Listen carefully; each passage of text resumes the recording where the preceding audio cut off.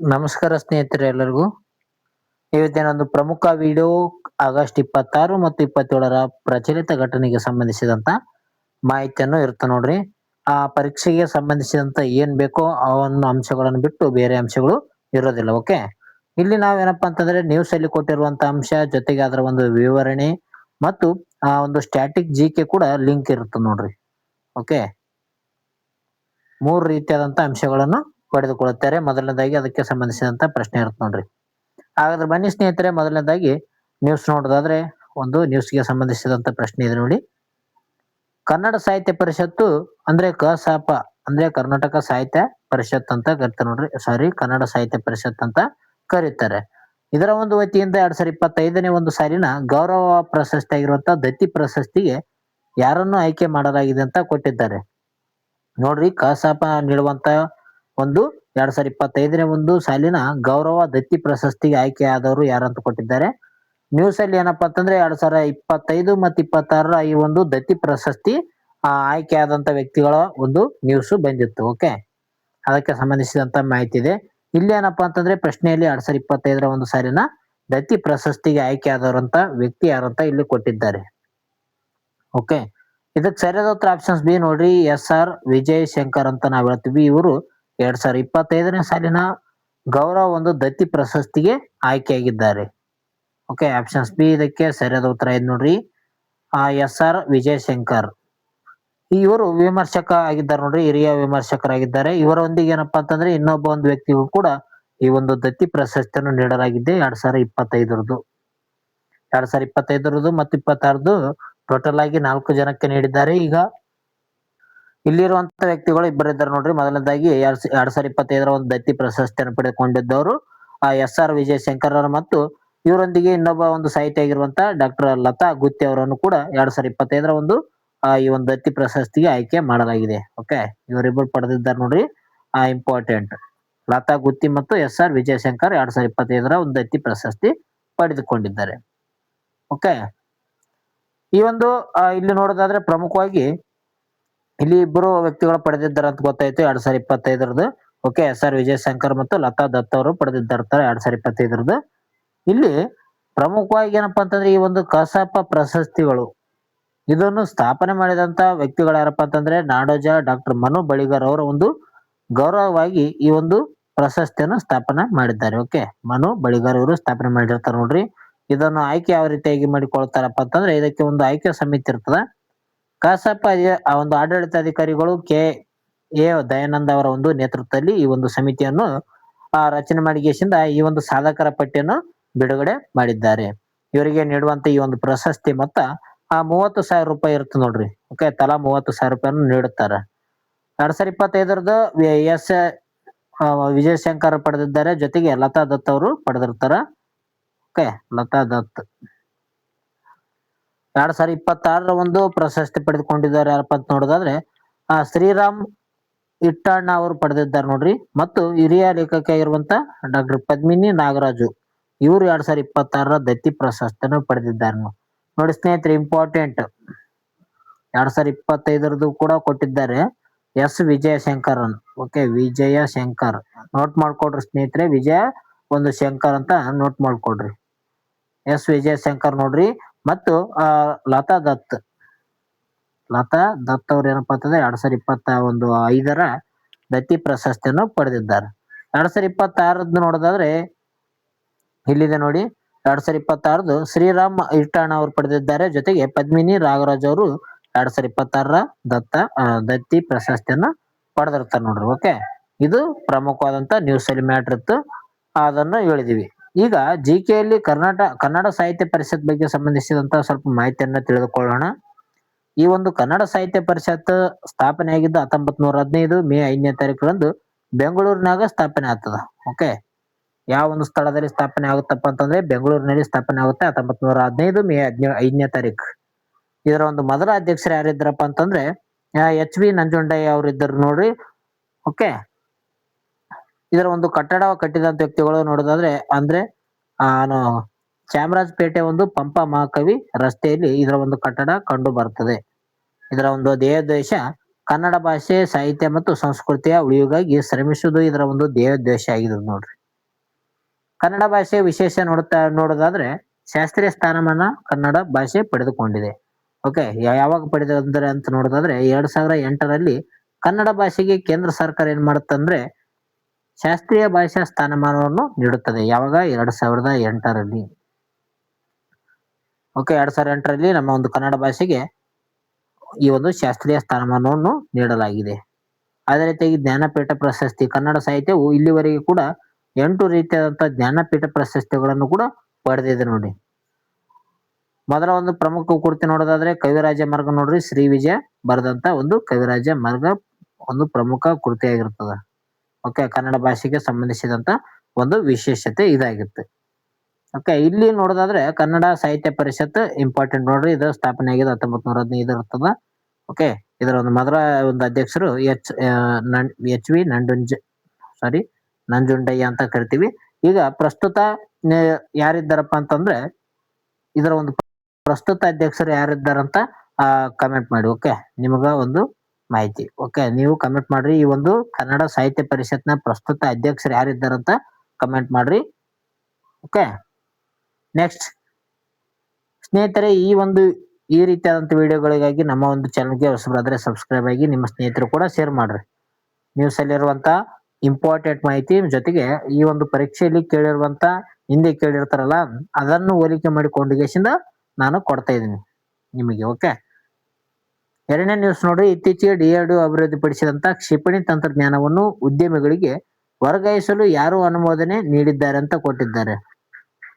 ಯಾವ ರೀತಿಯಾಗಿ ಇತ್ತೀಚೆಗೆ ಅಂದ್ರೆ ನಿನ್ನೆ 25ನೇ ತಾರೀಕು ಹೇಳಿದ್ನಲ್ಲ ನ್ಯೂಸ್, ಅಂದ್ರೆ ಇಸ್ರೋ ಏನ್ ಮಾಡಿದಪ್ಪ ಅಂತಂದ್ರೆ ತನ್ನ ಒಂದು ಕ್ಷಿಪಣಿಗಳನ್ನು ತಯಾರು ಮಾಡಲು ಖಾಸಗಿ ಒಂದು ವಲಯಕ್ಕೆ ನೀಡಿದೆ. ಅದೇ ರೀತಿಯಾಗಿ ಏನ್ ಮಾಡ್ತಾ ಇದೆ ಅಂದ್ರೆ DRDO ಕೂಡ ತನ್ನ ಒಂದು ಕ್ಷಿಪಣಿಗಳನ್ನು ಕೂಡ ಉದ್ಯಮಗಳಿಗೆ ಏನ್ ಮಾಡ್ತಾ ಇದೆ ಅಂದ್ರೆ ವರ್ಗಾವಣೆ ಮಾಡ್ತಾ ಇದೆ.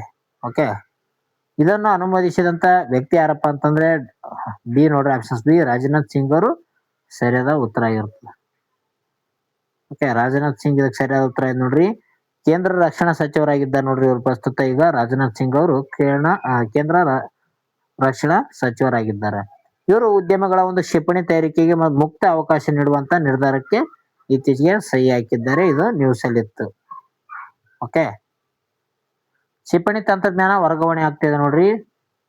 ಈ ಒಂದು ಕ್ಷಿಪಣಿ ತಂತ್ರಜ್ಞಾನ ವರ್ಗಾವಣೆ ಇದರ ಒಂದು ಪ್ರಮುಖ ಉದ್ದೇಶ ಏನಪ್ಪಾ ಅಂತಂದ್ರೆ ಖಾಸಗಿ ಮತ್ತು ಸಾರ್ವಜನಿಕ ವಲಯದ ಕಂಪನಿಗಳಿಗೆ ಕ್ಷಿಪಣಿ ತಯಾರಿಕೆಯಲ್ಲಿ ಸಮಾನ ಅವಕಾಶ ನೀಡುವುದು ಇದರ ಒಂದು ಪ್ರಮುಖ ಉದ್ದೇಶವಾಗಿದೆ. ಯಾವ ರೀತಿಯಾಗಿ ಗೌರ್ಮೆಂಟ್ ತಯಾರು ಮಾಡ್ತಾ ಇದೆ ಅದೇ ರೀತಿಯಾಗಿ ಖಾಸಗಿ ಕಂಪನಿಗಳು ಕೂಡ ಈ ಒಂದು ಕ್ಷಿಪಣಿಯನ್ನು ತಯಾರು ಮಾಡ್ಲಿ ಅಂತ ಅವು ಎರಡಕ್ಕೂ ಕೂಡ ಸಮಾನ ಹಕ್ಕು ಇರುತ್ತಂತ ಹೇಳಿಗೆಸಿಂದ ಈ ಒಂದು ಇದಕ್ಕೆ ಸಹಿ ಮಾಡಿದ್ದಾರೆ ನೋಡ್ರಿ ಪತ್ರಕ್ಕೆ. ಓಕೆ, ಸಾಂಪ್ರದಾಯಿಕ ಕ್ಷಿಪಣಿ ತಂತ್ರಜ್ಞಾನಗಳನ್ನು ಭಾರತೀಯ ರಕ್ಷಣಾ ಒಂದು ಕಂಪನಿಗಳಿಗೆ ವರ್ಗಾಯಿಸಲಾಗುತ್ತಿದೆ.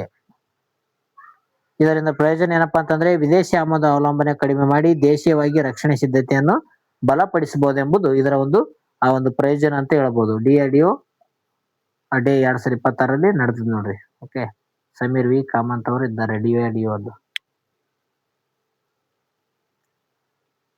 DRDO ಮತ್ತು ಕ್ಷಿಪಣಿಗಳ ಬಗ್ಗೆ ಸಂಬಂಧಿಸಿದಂತ ಮಾಹಿತಿ ಇದೆ ನೋಡಿ ಸ್ನೇಹಿತರೆ. DRDO defence research development organisation ಅಂತ ನಾವು ಕರಿತೀವಿ. ಇದರ ಒಂದು ಫುಲ್ ಫಾರ್ಮ್ ಕೂಡ ಗೊತ್ತಿರ್ಬೇಕಾಗ್ತದ. ಇದು ಸ್ಥಾಪನೆ ಆಗಿದ್ದು 1958 ಸ್ಥಾಪನೆ ಆಗಿದೆ ನೋಡ್ರಿ. ಇದರ ಒಂದು ಕೇಂದ್ರ ಕಚೇರಿ ನವದೆಹಲಿಯಲ್ಲಿ ಕಂಡು ಬರ್ತದ. ಇದರ ಒಂದು ಧ್ಯೇಯವಾಕ್ಯ ಬಲಸ್ಯ ಮೂಲಂ ವಿಜ್ಞಾನಂ ಎಂಬುದು ಇದರ ಒಂದು ಧ್ಯೇಯವಾಕ್ಯ ಆಗಿದೆ ನೋಡ್ರಿ. ಅಂದ್ರೆ ಶಕ್ತಿಯ ಮೂಲ ಜ್ಞಾನದಲ್ಲಿದೆ ಎಂಬುದು ಇದರ ಒಂದು ಧ್ಯೇಯವಾಕ್ಯ ಆಗ್ಯದ. ಇದರ ಒಂದು ಪ್ರಸ್ತುತ ಅಧ್ಯಕ್ಷರು ಸಮೀರ್ ವಿ ಕಾಮಂತ್ ಅವರು ಇರ್ಬೋದು ನೋಡ್ರಿ. ಓಕೆ, ನೋಡ್ಕೊಳ್ರಿ ಅದು ಕೂಡ. ಅದೇ ರೀತಿಯಾಗಿ ಪ್ರಮುಖ ಕ್ಷಿಪಣಿಗಳು ಭಾರತದಲ್ಲಿರುವಂತಹ ಪ್ರಮುಖ ಒಂದು ಕ್ಷಿಪಣಿಗಳ ಬಗ್ಗೆ ನೋಡ್ರಿ ಸ್ನೇಹಿತರೆ. ಇಲ್ಲಿ ಮೊದಲನೇದಾಗಿ ಡಾಕ್ಟರ್ APJ ಅಬ್ದುಲ್ ಕಲಾಂ ಅವರ ಒಂದು ನೇತೃತ್ವದಲ್ಲಿ 5 ರೀತಿಯಾದಂತ ಒಂದು ಕ್ಷಿಪಣಿಗಳನ್ನು ಅಭಿವೃದ್ಧಿ ಪಡಿಸ್ತಾರ. ಅದಕ್ಕೆ ಪಠಾನ್ ಅಂತ ಇಡ್ತಾರ ನೋಡ್ರಿ ಹೆಸರು. ಈ ರೀತಿಯಾದಂತ 5 ರೀತಿಯಾದಂತ ಕ್ಷಿಪಣಿಗಳನ್ನು ಸೇರಿಕೊಂಡು ಪಠಾನ್ ಅಂತ ಹೆಸರಿಡ್ತಾರ. ಅಂದ್ರೆ ಪಿ ಅಂದ್ರೆ ಏನಪ್ಪಾ ಅಂತಂದ್ರೆ ಪೃಥ್ವಿ ಅಂತ ಕರಿತಾರ. ಈ ಒಂದು ಪೃಥ್ವಿ ಕ್ಷಿಪಣಿ ಏನಪ್ಪಾ ಅಂತಂದ್ರೆ ಸರ್ಫೇಸ್ ಟು ಸರ್ಫೇಸ್ ಒಂದು ವ್ಯವಸ್ಥೆಯನ್ನು ಹೊಂದಿದೆ.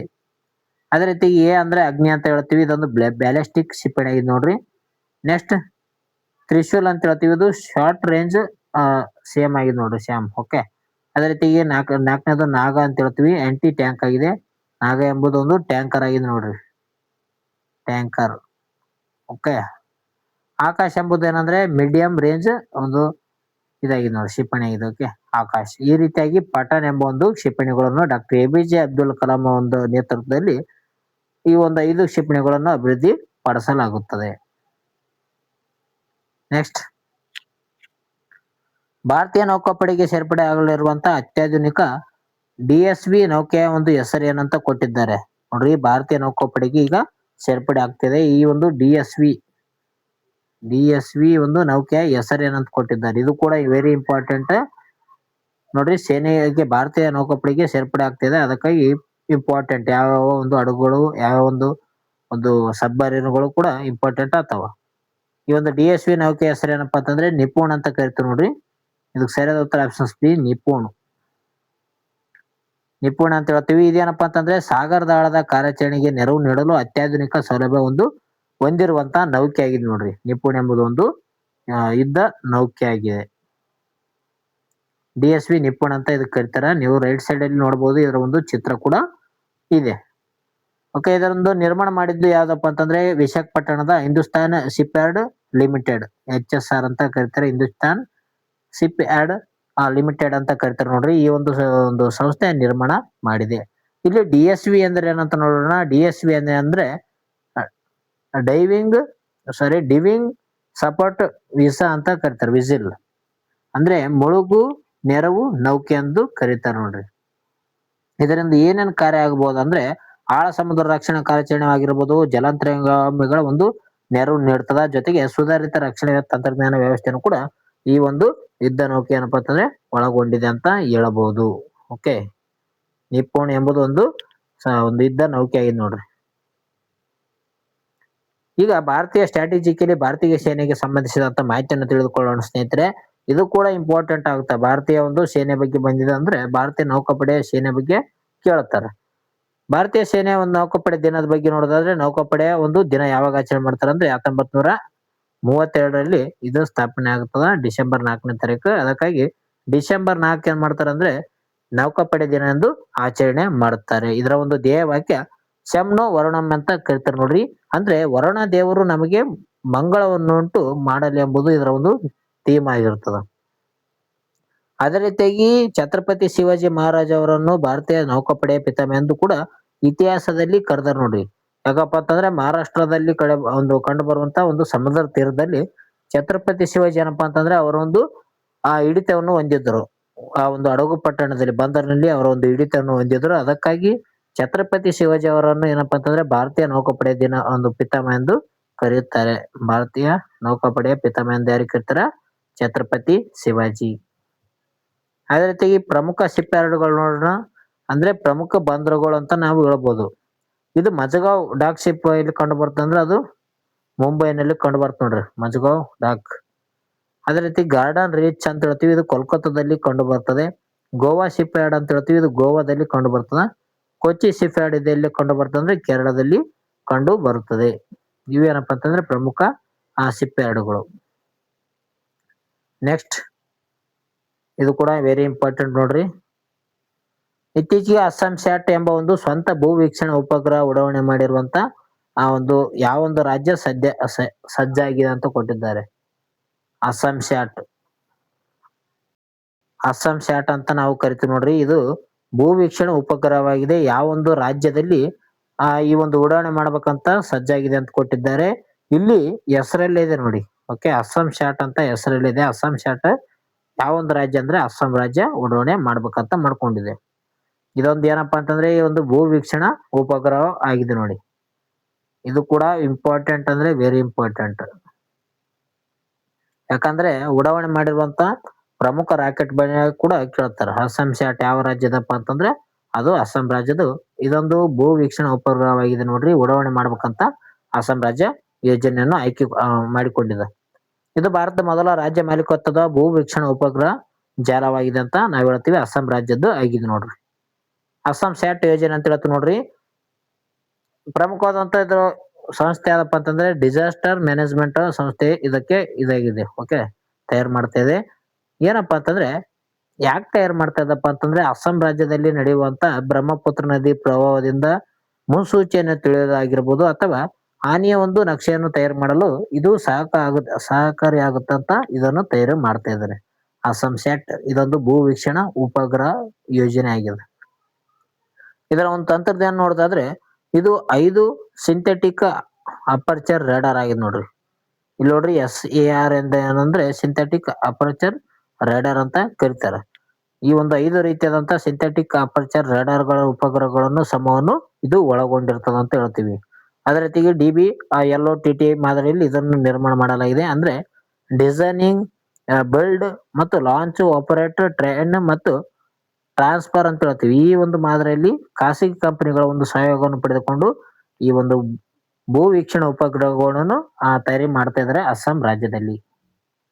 ಓಕೆ, ಅಸ್ಸಾಂ ರಾಜ್ಯದಲ್ಲಿ ನಡೆಯುವಂತ ಬ್ರಹ್ಮಪುತ್ರ ನದಿಯಿಂದ ಉಂಟಾಗುವಂತ ಹಲವಾರು ಹಾನಿಕಾರಕ ಒಂದು ಸಮಸ್ಯೆಗಳನ್ನು ತಿಳಿದುಕೊಳ್ಳಲು ಈ ಒಂದು ಅಸ್ಸಾಂ ಸ್ಯಾಟ್ ಯೋಜನೆಯನ್ನು ಅಸ್ಸಾಂ ರಾಜ್ಯ ತಂದಿದೆ. ಇಲ್ಲಿ ಇಂಪಾರ್ಟೆಂಟ್ ಏನಪ್ಪಾ ಅಂತಂದ್ರೆ ಅಸ್ಸಾಂ ಸ್ಯಾಟ್ ಯೋಜನೆ ಜಾರಿಗೆ ತಂದಿರುವಂತ ರಾಜ್ಯ ಯಾವ್ದಂದ್ರೆ ಅಸ್ಸಾಂ ರಾಜ್ಯ. ಇದೊಂದು ಅಸ್ಸಾಂ ಸ್ಯಾಟ್ ಯೋಜನೆ ಏನಪ್ಪಾ ಅಂತಂದ್ರೆ ಉಪಗ್ರಹವಾಗಿದೆ ನೋಡ್ರಿ, ಭೂ ವೀಕ್ಷಣಾ ಉಪಗ್ರಹವಾಗಿರ್ತವೆ. ಓಕೆ, ಇಷ್ಟು ಇಂಪಾರ್ಟೆಂಟ್ ನೋಡ್ರಿ. ಬಾಹ್ಯಾಕಾಶ ಪ್ರಮುಖ ಒಂದು ಕಕ್ಷೆಗಳ ಬಗ್ಗೆ ಜಿಕೆಯಲ್ಲಿ ತಿಳ್ಕೊಳ್ಳೋಣ. ಮೊದಲನೇದಾಗಿ ಉಪಗ್ರಹ ಕಕ್ಷೆಗಳು. ಲಿಯೋ ಅಂತ ನಾವು ಕರಿತೀವಿ ನೋಡ್ರಿ. ಲಿಯೋ ಅಂದ್ರೆ ಲೋ ಅರ್ತ್ ಆರ್ಬಿಟ್ ಅಂತ ಕರಿತಾರ. ಇದು 160 ಕಿಲೋಮೀಟರ್ ಇಂದ 2000 ಕಿಲೋಮೀಟರ್ ಅಷ್ಟು ಎತ್ತರದಲ್ಲಿ ಹೋಗುವಂತ ಇದಿರ್ತದೆ. ಓಕೆ, ಸಾಧ್ಯತೆ ಇರ್ತದೆ, ಹೋಗುವಂತ ಒಂದು ಸಾಮರ್ಥ್ಯನು ಹೊಂದಿರ್ತದೆ. ಇದೊಂದು ಭೂ ವೀಕ್ಷಣೆಗೆ ಸೂಕ್ತವಾಗಿರುವಂತ ಜಾಗ ಆಗಿರ್ತದೆ ನೋಡ್ರಿ. 160 ಕಿಲೋಮೀಟರ್ ಇಂದ 2000 ಕಿಲೋಮೀಟರ್ ಎತ್ತರವರೆಗೆ. ನೆಕ್ಸ್ಟ್ ಬರ್ತಾ ಜಿಯೋ ಅಂತ ಬರ್ತದ. ಓಕೆ, ಜಿಯೋ ಸಿಂಥೆಟಿಕ್ನರಿ ಜಿಯೋ ಸ್ಟ್ಯಾಟಿಸ್ಟನರಿ ಅಂತ ನಾವು ಕರಿತೀವಿ. ಇದು 35,000ದಿಂದ 786 ಕಿಲೋಮೀಟರ್ ಎತ್ತರವರೆಗೂ ಒಂದು ಸಾಮರ್ಥ್ಯನ ಹೊಂದಿರ್ತದೆ, ಹೋಗುವಂತ ಸಾಮರ್ಥ್ಯ. ಇದು ಸಂವಹನ ಉಪಗ್ರಹಗಳಿಗೆ ಪ್ರಮುಖ ಬಳಕೆ ಆಗಿದೆ ಅಂತ ಹೇಳ್ಬೋದು. ಅಂದ್ರೆ ಪ್ರಮುಖವಾಗಿ ಟಿವಿ, ವೆದರ್ ಚೆಕ್ ಮಾಡೋಕೆ ಇದನ್ನು ಬಳಕೆ ಮಾಡ್ತಾರೆ. ಓಕೆ, ಅದೇ ರೀತಿ ಭಾರತ ಮೊದಲ ಒಂದು ಹೆಜ್ಜೆಗಳು ನೋಡೋಣ. ಭಾರತ ಒಂದು ಮೊದಲ ಹೆಜ್ಜೆಗಳು ನೋಡೋದಾದ್ರೆ ಭಾರತ ಮೊದಲ ಒಂದು ಉಪಗ್ರಹ ಯಾವ್ದಪ್ಪ ಅಂತಂದ್ರೆ ಆರ್ಬಿಟ್ ಅಂತ ನಾವು ಕರಿತೀವಿ. ಆರ್ಯಭಟ್ಟ. ಸ್ನೇಹಿತರೆ, ಹೇಳುವಂತ ಸಂದರ್ಭದಲ್ಲಿ ಸ್ವಲ್ಪ ಏನಾದ್ರು ತೊಂದರೆ ಆದಲ್ಲಿ ಸ್ವಲ್ಪ ಸಹಕರಿಸ್ರಿ. ಓಕೆ, ಸ್ವಲ್ಪ ಏನಾಗುತ್ತಂದ್ರೆ ಸ್ವಲ್ಪ ನಾಲಿಗೆ ಸರಿಯಾದ ರೀತಿಯಲ್ಲಿ ಆಗಲ್ಲ. ಓಕೆ, ಮೊದಲ ಒಂದು ಉಪಗ್ರಹ ಯಾವ್ದಪ್ಪ ಅಂತಂದ್ರೆ ಆರ್ಯಭಟ್ಟ ಅಂತ ಕರಿತೀವಿ. ಇದನ್ನು 1975ರಲ್ಲಿ ಉಡಾವಣೆ ಮಾಡಲಾಗ್ತದೆ. ನೀವು ಓದಿರ್ತೀರ ಇದ್ರ ಬಗ್ಗೆ ಕೂಡ. ಭಾರತ ಮೊದಲ ಒಂದು ಉಪಗ್ರಹ ಯಾವ್ದಪ್ಪ ಅಂತಂದ್ರೆ ಆರ್ಯಭಟ್ಟ. 1975ರಲ್ಲಿ ಇದನ್ನು ಲಾಂಚ್ ಮಾಡಲಾಗುತ್ತದೆ. ಮೊದಲ ದೇಶೀಯ ರಾಕೆಟ್ ಯಾವ್ದಪ್ಪ ಅಂತಂದ್ರೆ LSV-3 ಅಂತ ಕರೀತಾರೆ. ಇದು 1980ರಲ್ಲಿ ಒಂದು ರಾಕೆಟ್ ಅನ್ನು ಉಡಾವಣೆ ಮಾಡ್ತಾರೆ ನೋಡ್ರಿ. ಅದೇ ರೀತಿಯಾಗಿ ಇತ್ತೀಚೆಗೆ ಚಂದ್ರಯಾನ್ 3 ಅನ್ನು ಕೂಡ ಯಶಸ್ವಿ ಆಗಿದೆ ಅಂತ ಹೇಳ್ಬೋದು. ಭಾರತ ದಕ್ಷಿಣ ಧ್ರುವದಲ್ಲಿ ಇಳಿಸಿರುವಂತ ಮೊದಲ ದೇಶವಾಗಿ ಹೊರಹೊಮ್ಮಿದೆ. ಇದು ಆಗಸ್ಟ್ 23, 2023ರಲ್ಲಿ ಇದನ್ನು ಉಡಾವಣೆ ಮಾಡಿಗೆಸಿಂದ ದಕ್ಷಿಣ ಧ್ರುವದಲ್ಲಿ ಒಂದು ಕುಂದಿರಿಸಲಾಯಿತು. ಈ ಒಂದು ಆಗಸ್ಟ್ 23ರಂದು ರಾಷ್ಟ್ರೀಯ ಬಾಹ್ಯಾಕಾಶ ದಿನವನ್ನಾಗಿ ಆಚರಣೆ ಮಾಡ್ತಾರೆ ಪ್ರತಿ ವರ್ಷ. ಓಕೆ, ನೆಕ್ಸ್ಟ್ ಹೋಗೋಣ. ನೀತಿ ಆಯೋಗದ ವರದಿಯ ಪ್ರಕಾರ ಯುವ ಜನರಲ್ಲಿ ಇರುವಂತ ಯಾವ ಒಂದು ಕೊರತೆಯು ವಿಕಸಿತ್ ಭಾರತ್ 2047ರ ಗುರಿಗೆ ಅಡ್ಡಿ ಆಗಬಹುದಂತ ಕ್ವಶನ್ ಅನ್ನು ಕೊಟ್ಟಿದ್ದಾರೆ. ಓಕೆ, ಯುವಕರಲ್ಲಿ ಯಾವ ಒಂದು ಕೊರತೆಯಿಂದ 2024ರ ಒಂದು ವಿಕಸಿತ್ ಭಾರತ್ ಒಂದು ಗುರಿಗೆ ಅಡ್ಡಿ ಆಗ್ಬಹುದು ಅಂತ ಕೊಟ್ಟಿದ್ದಾರೆ. ಇದಕ್ಕೆ ಸರಿಯಾದ ಉತ್ತರ ಏನಪ್ಪಾ ಅಂತಂದ್ರೆ ಕೌಶಲ್ಯದ ಒಂದು ಕೊರತೆ, ಸ್ಕಿಲ್ ಶಾರ್ಟೇಜ್ ಅಂತ ಹೇಳ್ತೀವಿ ನೋಡ್ರಿ. ಯುವಕರಲ್ಲಿ ಏನಪ್ಪಾ ಅಂತಂದ್ರೆ ಬರೀ ಎಜುಕೇಶನ್ ಬಗ್ಗೆ ಹೆಚ್ಚಿನ ಒಂದು ಮಾಹಿತಿಯನ್ನು ಪಡಿತಾ ಇದ್ರೆ ಅವರಲ್ಲಿ ಯಾವುದೇ ರೀತಿಯಾದಂತ ಒಂದು ಸ್ಕಿಲ್ ಇಲ್ಲ. ಆ ಒಂದು ಇದನ್ನು ನೀತಿ ಆಯೋಗ ಬಿಡುಗಡೆ ಮಾಡಿದೆ ನೋಡಿ. ಓಕೆ, ನ್ಯೂಸ್ ಅಲ್ಲಿ ಏನಪ್ಪಾ ಅಂತಂದ್ರೆ ನೀತಿ ಆಯೋಗದ ಮೇಲೆ ವರದಿಯನ್ನು ಕೊಟ್ಟಿದ್ರು. ಅದರ ಮೇಲೆ ಏನಂದ್ರೆ ಕೌಶಲ್ಯದ ಕೊರತೆಯಿಂದ ಏನಪ್ಪಾ ಅಂತಂದ್ರೆ ಯುವ ಜನರು ಏನಪ್ಪಾ ಅಂತಂದ್ರೆ ಹಿಂದೆ ಬೀಳ್ತಾ ಇದ್ರಂತ ನ್ಯೂಸ್ ಅಲ್ಲಿ ಬಂದಿತ್ತು. ಸರಿಯಾದ ಉತ್ತರ ಕೌಶಲ್ಯದ ಕೊರತೆ, ಸ್ಕಿಲ್ ಶಾರ್ಟೇಜ್ ಅಂತ ಹೇಳ್ತು ನೋಡ್ರಿ. ವರದಿ ಪ್ರಕಾರ ಕೇವಲ 8.25% ಯುವ ಜನರು ಏನಪ್ಪಾ ಅಂತಂದ್ರೆ ಈ ಒಂದು ಒಂದು ಕೌಶಲ್ಯಕ್ಕೆ ತಕ್ಕಂತೆ ಅರ್ಹತೆ ಒಂದು ಕೆಲಸವನ್ನು ಪಡಿತಿದ್ದಾರೆ ಅಂತ ಕೊಟ್ಟಿದ್ದಾರೆ. ಓಕೆ, 8.25% ಅಷ್ಟೇ ಜನ ಏನಪ್ಪಾ ಅಂತಂದ್ರೆ ಕೌಶಲ್ಯವನ್ನು ಕಲಿತಾ ಇದ್ರೆ, ಉಳಿದಂತ ಒಂದು ಜನ ಏನಪ್ಪಾ ಅಂತಂದ್ರೆ ಕೌಶಲ್ಯದ ಒಂದು ಕೊರತೆ ಇದೆ ಅಂತ ಬಂದಿತ್ತು ನ್ಯೂಸ್ ಅಲ್ಲಿ. ನೀತಿ ಆಯೋಗದ ವರದಿ ನೋಡ್ರಿ. ಈ ಒಂದು ನೀತಿ ಆಯೋಗದಲ್ಲಿ ಒಂದು ವರದಿ ಕೊಟ್ಟಿದ್ದಾರೆ. ಶಿಕ್ಷಣ ಮತ್ತು ಉದ್ಯೋಗದ ನಡುವೆ ಕೌಶಲ್ಯದ ಅಂತರವಿದ್ದು ಇಂದು ಆರ್ಥಿಕತೆ ಬೆಳವಣಿಗೆ ಮಾರಕ ಆಗಲಿದೆ ಅಂತ ನ್ಯೂಸ್ ಅಲ್ಲಿ ಕೊಟ್ಟಿದ್ದರು. ಓಕೆ, ಇದರಿಂದ ಅದೇ ರೀತಿಯಾಗಿ ದೇಶದಲ್ಲಿ 79.6 ಕೋಟಿ ಮಂದಿ ಕಾರ್ಮಿಕ ಬಲದಿಂದ ಹೊರಗುಳಿಯುತ್ತಿದ್ದಾರೆ. ಓಕೆ, ಬರೀ ಅಂದ್ರೆ ಕಾರ್ಮಿಕ ಆಗ್ತಾ ಇದಾರೆ, ಎಜುಕೇಶನ್ ಪಡಿತಿದ್ದಾರೆ ಜಾಸ್ತಿ ಜನ. ಅದಕ್ಕೆ ತಕ್ಕಂತೆ ಒಂದು ಸ್ಕಿಲ್ ಅವೇರ್ನೆಸ್ ಅನ್ನು ಬೆಳೆಸಿಕೊಳ್ಳುತ್ತಿಲ್ಲ. ಯಾವುದೇ ಒಂದು ಕ್ಷೇತ್ರದಲ್ಲಿ ಸ್ಕಿಲ್ ಇಂಪಾರ್ಟೆಂಟ್ ಆಗುತ್ತೆ ನೋಡ್ರಿ. ಅದೇ ರೀತಿಯಾಗಿ ಇದಕ್ಕೆ ಪರಿಹಾರ ಏನಪ್ಪಾ ಅಂತಂದ್ರೆ ಕೌಶಲ್ಯ ತರಬೇತಿ ವ್ಯವಸ್ಥೆ ಬದಲಾಗಬೇಕು ಎಂದು ನೀತಿ ಆಯೋಗ ಏನಪ್ಪಾ ಅಂತಂದ್ರೆ ಈ ಒಂದು ವರದಿಯಲ್ಲಿ ಪ್ರಕಟಣೆ ಮಾಡಿದೆ ನೋಡಿ ನೀತಿ ಆಯೋಗ.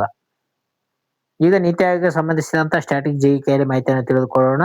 ನೀತಿ ಆಯೋಗದ ಒಂದು ಪೂರ್ಣ ಹೆಸರು ಕೇಳ್ತಾರೆ, ಇದು ಇಂಪಾರ್ಟೆಂಟ್. ಏನಂದ್ರೆ national institution for transforming India. ಇದು ಹಲವಾರು ಎಕ್ಸಾಮ್ ಅಲ್ಲಿ ಪದೇ ಪದೇ ಕೇಳಿದ್ದಾರೆ ನೋಡ್ರಿ. ನೀತಿ ಆಯೋಗದ ಪೂರ್ಣ ರೂಪ national institution for transforming India. ಇದು ಸ್ಥಾಪನೆ ಆಗಿದೆ 2015 ಜನವರಿ 1ನೇ ತಾರೀಕು. ಯೋಜನಾ ಆಯೋಗದ ಬದಲಾಗಿ ಇದು ಆರಂಭ ಆಗ್ತದ.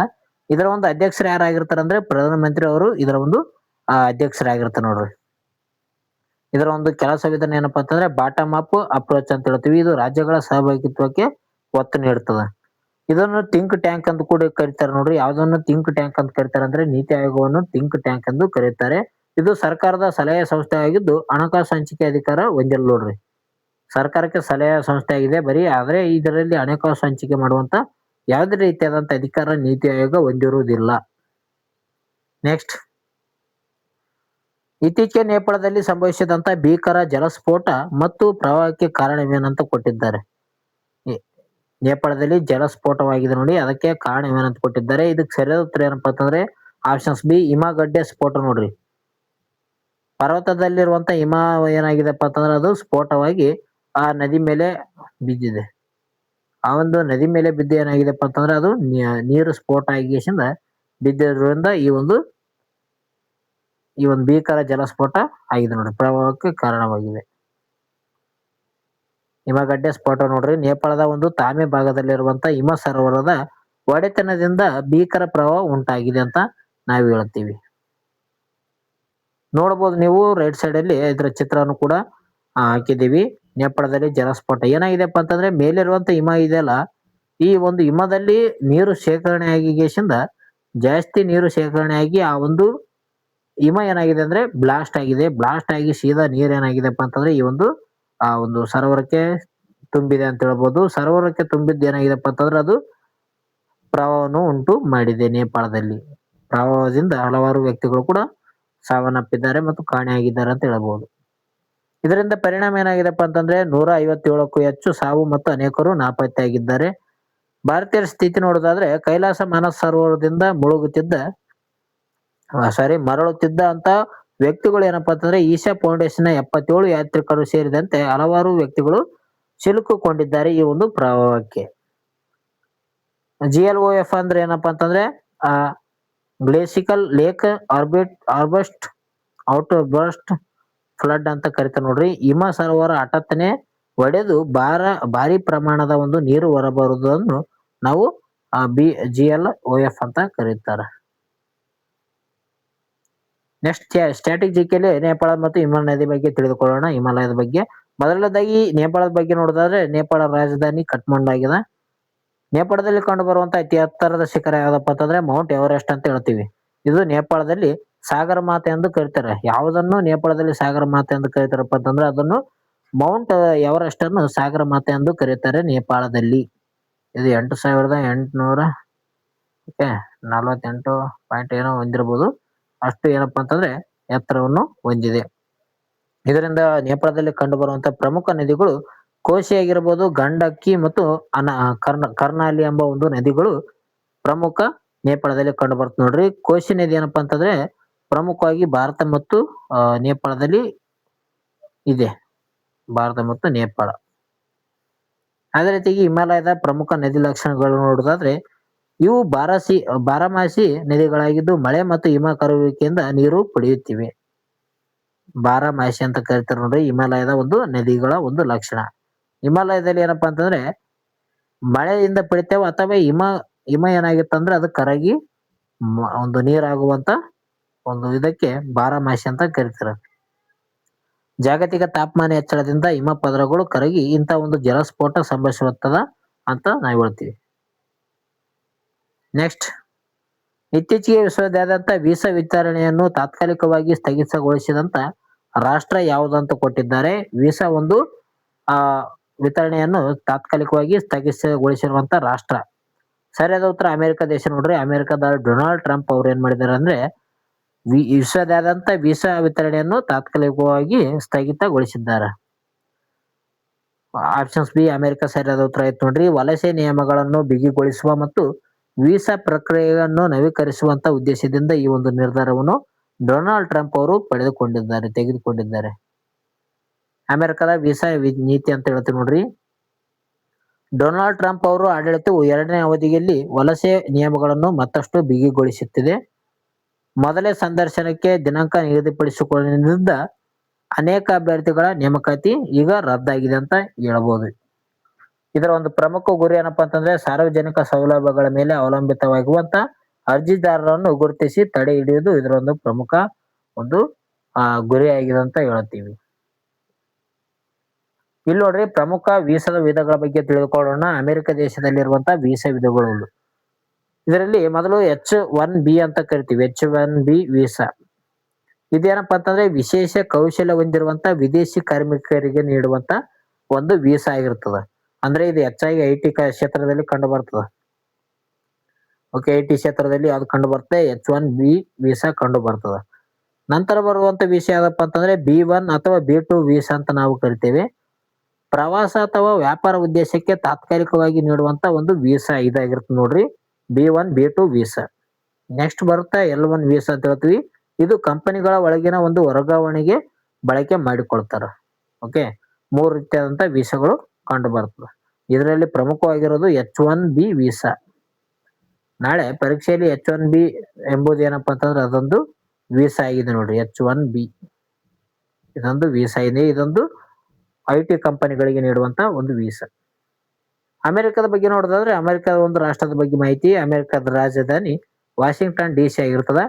ಇಲ್ಲಿ ಕಂಡು ಬರುವಂತ ಪ್ರಮುಖ ನದಿ ಯಾವ್ದಪ್ಪ ಅಂತಂದ್ರೆ ಪೋಟೋಮ್ಯಾಕ್ ನದಿ ಕಂಡು ಬರ್ತದ. ಅಮೆರಿಕ ದೇಶದ ಒಂದು ಸಂಸತ್ತನ್ನು ಕಾಂಗ್ರೆಸ್ ಅಂತ ಕರಿತಾರೆ ನೋಡ್ರಿ. ಕ್ಯಾಪಿಟಲ್ ಹಿಲ್ ಅಂತ ಕೂಡ ಇದಕ್ಕೆ ಹೆಸರಿದೆ. ನೆಕ್ಸ್ಟ್, ಭಾರತದ HAL ಯಾವ ಒಂದು ದೇಶದ ಸಪ್ರಾನ್ ಸಂಸ್ಥೆಯೊಂದಿಗೆ ಅರವಳಿ ಎಂಜಿನ್ಗೆ ಅಭಿವೃದ್ಧಿಗೆ ಒಪ್ಪಂದ ಮಾಡಿಕೊಂಡಿದೆ ಅಂತ ಕೊಟ್ಟಿದ್ದಾರೆ. ಸಪ್ರಾನ್ ಸರಿಯಾದ ಉತ್ತರ ಆಪ್ಷನ್ಸ್ ಬಿ ನೋಡ್ರಿ. ಫ್ರಾನ್ಸ್ ದೇಶದ ಸರಿಯಾದ ಉತ್ತರ ಇದೆ. ಫ್ರಾನ್ಸ್ ದೇಶದ ಒಂದು ಸಪ್ರಾನ್ ಸಂಸ್ಥೆಯೊಂದಿಗೆ ಈ ಒಂದು HAL ಏನ್ ಮಾಡಿದೆ ಅಂದ್ರೆ ಅರವಳಿ ಎಂಜಿನ್ಗೆ ಅಭಿವೃದ್ಧಿಗೆ ಒಪ್ಪಂದಕ್ಕೆ ಸಹಿ ಮಾಡಿಕೊಂಡಿದೆ. ಎಂಜಿನ್ ಅಂತ ನಾವು ಹೇಳ್ಬೋದು, ಇಂಜಿನ್. ಓಕೆ, ಫ್ರಾನ್ಸ್ ದೇಶದ ಸರಿಯಾದ ಉತ್ತರ ಆಯ್ತು ನೋಡ್ರಿ. HAL ಮತ್ತು ಫ್ರಾನ್ಸ್ನ ಒಂದು ಸಫ್ರಾನ್ ಸಂಸ್ಥೆ ಏನಪ್ಪಾ ಅಂತಂದ್ರೆ ಜಂಟಿಯಾಗಿ ಸಫ್ರಾಲ್ ಎಂಬ ಒಂದು ಉದ್ಯಮಿ ಮೂಲಕ ಎಂಜಿನ್ ಅನ್ನು ತಯಾರಿಸಲಿವೆ. ಎಂಜಿನ್. ಓಕೆ, ಅರವಳಿ ಎಂಜಿನ್ ಯೋಜನೆ ಅಂತ ಕೊಟ್ಟಿದ್ದಾರೆ ನೋಡ್ರಿ. ಎಂಜಿನ್ ಅಂತ ಕರೀತಾರೆ. ಇದರ ಒಂದು ಪ್ರಮುಖ ಉದ್ದೇಶ ಏನಪ್ಪಾ ಅಂತಂದ್ರೆ 13 ಟನ್ ತೂಕದ IMRH. ಇಲ್ಲಿ ಇಂಪಾರ್ಟೆಂಟ್ ನೋಡ್ರಿ. IMRH ಏನಪ್ಪಾ ಅಂತಂದ್ರೆ ಇಂಡಿಯನ್ ಮಲ್ಟಿ ರೋಲ್ ಹೆಲಿಕಾಪ್ಟರ್ ಅಂತ ಕರೀತಾರೆ. ಈ ಒಂದು ಹೆಲಿಕಾಪ್ಟರ್ ಗಳಿಗಾಗಿ ಈ ಒಂದು ಶಕ್ತಿಶಾಲಿ ಎಂಜಿನ್ ಅನ್ನು ತಯಾರಿಕೆ ಮಾಡಲು ಈ ಒಂದು HAL ಮತ್ತು ಫ್ರಾನ್ಸ್ ದೇಶದ ಒಂದು ಸಂಸ್ಥೆ ಸಹಿ ಹಾಕಿದ್ದೇವೆ. ನೀವು ರೈಟ್ ಸೈಡ್ ಅಲ್ಲಿ ನೋಡಬಹುದು ಎಂಜಿನ್ ತಯಾರಿಕೆ ಮಾಡ್ತಾ ಇದ್ದೇವೆ. ಇದರಿಂದ ಉತ್ಪಾದನೆ ಎಲ್ಲಿ ಮಾಡ್ತಾ ಇದಾರಪ್ಪ ಅಂತಂದ್ರೆ ಕರ್ನಾಟಕದ ತುಮಕೂರಿನ ಘಟಕದಲ್ಲಿರುವಂತ ಎಂಜಿನ್ ಉತ್ಪಾದನೆ ಆಗಲಿದೆ ನೋಡಿ. ಯಾವುದು? ತುಮಕೂರು. ಕರ್ನಾಟಕ ತುಮಕೂರು ಏನಪ್ಪಾ ಅಂತಂದ್ರೆ ಎಂಜಿನ್ ನ ಒಂದು ತಯಾರಿ ಮಾಡುವಂತ ಘಟಕ ಆಗಲಿದೆ. ಇದರ ಒಂದು ಪ್ರಮುಖ ಮಹತ್ವ, ಭಾರತದಲ್ಲಿ ಅತಿ ಹೆಚ್ಚು ಅಶ್ವಶಕ್ತಿ ಹೆಲಿಕಾಪ್ಟರ್ ಎಂಜಿನ್ ವಿನ್ಯಾಸಗೊಳಿಸುತ್ತಿರುವುದು ಇದೇ ಮೊಟ್ಟ ಮೊದಲ ಬಾರಿಗೆ ಆಗಿದೆ ಅಂತ ಇದೊಂದು ವಿಶೇಷತೆ ಆಗಿದೆ. ಪ್ರಮುಖವಾಗಿ ನೋಡೋದಾದ್ರೆ ಜಿಕೆಯಲ್ಲಿ ಅರವಳಿ ಮತ್ತು HAL ಗೆ ಸಂಬಂಧಿಸಿದಂತ ಮಾಹಿತಿ ಇದೆ. ಅರವಳಿ ಬಗ್ಗೆ ನೋಡೋದಾದ್ರೆ ಈ ಅರವಳಿ ಬೆಟ್ಟಗಳು ಏನಪ್ಪಾ ಅಂತಂದ್ರೆ ಅತ್ಯಂತ ಹಳೆಯ ಒಂದು ಮಡಿಕೆ ಪರ್ವತ ಬೆಟ್ಟಗಳಾಗಿರ್ತಾವ. ಓಕೆ, ಇವು ಜಗತ್ತಿನ ಅತ್ಯಂತ ಹಳೆಯ ಒಂದು ಮಡಿಕೆ ಪರ್ವತ ಬೆಟ್ಟಗಳಾಗಿವೆ ನೋಡ್ರಿ. ಇವು ಎಲ್ಲಿ ಅಂದ್ರೆ ಹರಡುವಿಕೆ ಗುಜರಾತ್ ನಿಂದ ದೆಹಲಿವರೆಗೆ ಇವು ಒಂದು ಹರಡುವಿಕೆ ಕಂಡು ಬರ್ತದ. ಅರವಳಿ ಬೆಟ್ಟೆಯಲ್ಲಿ ಇರುವಂತ ಅತ್ಯಂತ ದೊಡ್ಡದಾದ ಒಂದು ಶಿಖರ ಯಾವ್ದಪ್ಪ ಅಂತಂದ್ರೆ ಅದು ಗುರು ಶಿಖರ ಅಂತ ನಾವು ಕರಿತೇವೆ. ಇದು ರಾಜಸ್ಥಾನದಲ್ಲಿ ಕಂಡು ಬರ್ತದ. ಇದು 1722 ಮೀಟರ್ ಅಷ್ಟು ಮೇಲ್ಗಡೆ ಎತ್ತರವನ್ನು ಹೊಂದಿದೆ. ರಾಜಸ್ಥಾನದ ಒಂದು ಗುರು ಶಿಖರ ಅರವಳಿ ಬೆಟ್ಟದ ಅತ್ಯಂತ ಎತ್ತರದಾದಂತ ಶಿಖರ. ಅದೇ ರೀತಿಯಾಗಿ HAL ಅಂತ ಬಗ್ಗೆ ನೋಡೋದಾದ್ರೆ ಇದ್ರ ಬಗ್ಗೆ ಕೂಡ ಹಲವಾರು ವಿಡಿಯೋಗಳಲ್ಲಿ ಹೇಳಿದ್ದೀನಿ. ಹಿಂದೂಸ್ತಾನ್ ಏರೋನಾಟಿಕಲ್ ಲಿಮಿಟೆಡ್ ಅಂತ ನಾವು ಕರಿತೀವಿ HAL ದ ಫುಲ್ ಫಾರ್ಮ್. ಇದು ಸ್ಥಾಪನೆ ಆಗಿದೆ 1940ರಲ್ಲಿ. ವಾಲ್ಚಂದ್ ಮತ್ತು ಹಿರಾಚಂದ್ ಅವರೊಂದು ಬೆಂಗಳೂರಿನಲ್ಲಿ ಇದನ್ನು ಸ್ಥಾಪನೆ ಮಾಡ್ತಾರೆ. ಇದು ರಾಷ್ಟ್ರೀಕರಣವಾಗಿದ್ದು 1964ರಲ್ಲಿ ಇದು ರಾಷ್ಟ್ರೀಕರಣ ಆಗುತ್ತದ. ಇದು HAL ಎಂದು ಮರುನಾಮಕರಣ ಮಾಡಿದ್ದು 1964ರಲ್ಲಿ ನೋಡ್ರಿ.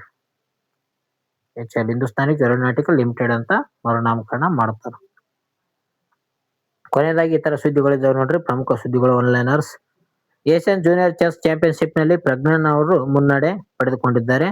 ಭಾರತದ 17 ವರ್ಷದ ಒಳಗಿನ ಬಾಲಕಿಯರ ಫುಟ್ಬಾಲ್ ತಂಡಕ್ಕೆ ಆಂಥೋನಿ ಆಂಡ್ರೂಸ್ ಸಹಾಯಕ ಕೋಚ್ ಆಗಿ ನೇಮಕ ಆಗಿದ್ದರು. ಇದು ಕೂಡ ಇಂಪಾರ್ಟೆಂಟ್.